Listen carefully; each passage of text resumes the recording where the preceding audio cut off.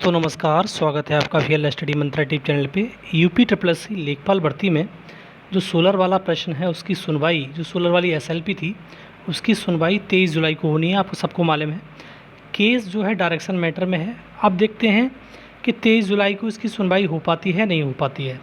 दोस्तों हमारा कोई इंटेंशन नहीं था इस प्रकार का कि इन लोगों को परेशान किया जाए, लेकिन इन लोगों ने ज़बरदस्ती कोई मतलब नहीं था, हमको परेशान करके रखा 8,000 लोगों को, और ये अपना मैटर फालतू में खींचते रहे और इसका खामियाजा इनको भुगतना चाहिए। सीधी बात है, 80 85 या 90 जितने भी लोग हैं इनको इस बात का एहसास होना चाहिए कि हमने जिसको परेशान किया है उसको परेशानी होनी चाहिए। और एक फुलटी वाला था, वो तो एक भविष्यवाणी करता था कि ये कब हटेगी, स्टे कब हटेगा, एसएलपी कब मिटेंगी, ये सारी की सारी उसकी भविष्यवाणी उसके लिए भारी पड़ेंगी। अब ये तो अभी हम इसके बारे में चर्चा कर रहे हैं, इस केस के बारे में। और दोस्तों आप अपनी राय ज़रूर दीजिए, जितने भी मतलब ज्वाइनिंग कर चुके हैं सारे लोग, हम जो लेखपाल साथी हैं वो अपना मैटर ज़रूर रखिए, राय ज़रूर दीजिए, कमेंट बॉक्स में ज़रूर बताइए इनके साथ क्या होना चाहिए। देखो साथियों, ये diary number 11/223/2024 Shashank versus state of Uttar Pradesh, ये डायरी नंबर है। और लास्ट सुनवाई की डेट देता है इसमें। लास्ट सुनवाई हुई थी आपकी 8/7/2024 को, और जिसमें जस्टिस सुधांशु धूलिया सर थे और जस्टिस अमानुल्लाह सर थे। तो 2 लोगों की बेंच में सुनवाई हुई थी और उस दिन स्टे हट गया था, आपको मालूम है, उस दिन स्टे वैकेट हो गया था।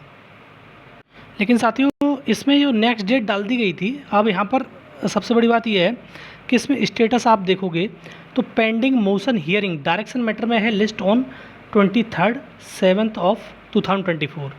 अब ये 8 को जब कहा गया था तो 23 फरवरी को टेंटेटिवली ये कर दिया गया था, कंप्यूटर जनरेटेड भी दिखा रहा है, और 23 तारीख को इसकी सुनवाई सोलर वाले की होनी भी है। और दोस्तों आपको मालूम ही है सोलर वाले प्रश्न में 30% का मसला है, 30 और फुल मार्क्स का।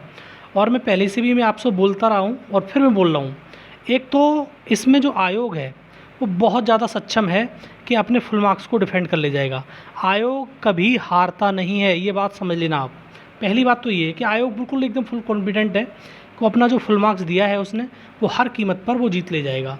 उसके पास पॉइंट भी हैं और स्टे हट भी चुका है, उसको इतना लोड भी नहीं है सरकार की तरफ से। तो ये मैटर चाहे 1 साल खींचे चाहे 10 साल, उससे कोई फ़र्क नहीं पड़ता है। लेकिन हमारी तरफ से भी इसमें कोशिश की जानी चाहिए, क्योंकि जितने भी जो याची हैं, ये जितने भी याची हैं जो याची पर रखे हैं, आइए डाल के दुनिया भर के याची इसमें दिख रहे होंगे आपको, तो इन याचियों को भी सबक मिलना चाहिए। सीधी बात ही है, जब तक ऐसे लोग सबक नहीं सीखेंगे, बार बार यही भर्ती नहीं कि लेखपाल वाली भर्ती, बार बार कोई भी भर्ती आती है कोर्ट में फंसा देते हैं, कोई भर्ती आती है कोर्ट में फंसा देते हैं, उन लोगों का भविष्य बर्बाद हो जाता है। और जो लोग बेचारे गरीब हैं, जो तुम्हारा मान लो कि लेवल 3 लेवल 4 की जॉब कौन देख रहा है, गरीब लोग देख रहे हैं, जो मतलब बिल्कुल मिडिल इनकम वाले हैं, लो इनकम वाले हैं, तो उनका भविष्य ही बर्बाद कर देते हैं कुछ ही चंद लोग पैसे कमाने के चक्कर में। ये लोग पैसे कमाने के चक्कर में होते हैं, मतलब पैसे लिए किसी से ऐंठ है और आगे बढ़ जाते हैं ये। तो इनको भी सबक मिलना चाहिए कि अगली भर्तियां जो भी हों, यूपी ट्रिपल एससी की भर्ती हों, एसएससी की हों, रेलवे की हों, कोई भर्ती इस प्रकार के मसले में ना फंसे। इसीलिए जो भी हमारी तरफ से जो थर्ड पार्टी के लोग थे, जो लीगल टीम बनाई गई थी, अगर वो मेरी बात सुन रहे हों या मेरी बात से मतलब इत्तेफाक आप भी रखते हों, तो जितना भी रुपया बचा है उसके रुपए में से मेरे हिसाब से तो वकील खड़ा करना चाहिए और इनके विरुद्ध खड़ा करना चाहिए, और आयोग का पूरा फेवर करना चाहिए कि फुल मार्क्स हर कीमत पर डिफेंड होना चाहिए। ये कोई भी 30%, 45%, 50% इसका कोई लेना देना नहीं होना चाहिए। आप इसके बारे में क्या कहते हैं, क्या नहीं कहते, आप भी एक बार कमेंट बॉक्स में ज़रूर लिख के बताइए दोस्तों। क्योंकि आपके साथ में जो धोखा किया है, आप मालूम है कब से झेल रहे हो, मार्च से, 22 मार्च से, और कहाँ कहाँ पर आके कहाँ पर 8 जुलाई को ख़त्म हुआ है। और बीच का ड्यूरेशन तो ऐसा लगा हमको भी, आपको भी, बहुत सारे लोगों को जो बॉर्डर पे थे कि यार नौकरी है भी या नहीं है। ये चीज़ बड़ी मतलब खलती थी कि यार हम मतलब लेखपाल बन के भी लेखपाल नहीं रह गए। तो ये चीज़ बहुत खलती थी कि यार क्या कहेगी दुनिया, क्या कहेगा ज़माना, और इतना इतना रुपया बर्बाद कर दिया, 1-1, 2-2, 3-3 लाख रुपए लोगों ने बर्बाद कर दिए कि किसी ने कुछ करवा दिया, किसी ने मिठाइयाँ बंटवा दी, किसी ने नेम प्लेट लगवा ली। तो इस चीज़ का खामियाजा अगर इनको नहीं भुगतेंगे ये लोग, तब तक इनको एहसास नहीं होगा। हमें कोई फ़र्क नहीं पड़ता था कि इनसे ये जीते हैं हारे हैं, इनसे कोई मतलब नहीं था हमको। हम तो उनको पैसे फ्री हैंड दे रहे थे, लेकिन इन लोगों ने ज़बरदस्ती हमारे इन मैटर को खींचा, और इसीलिए हमारा सिर्फ पूरा अधिकार ये बनता है कि इनको किसी भी कीमत पे जीतने नहीं देना है।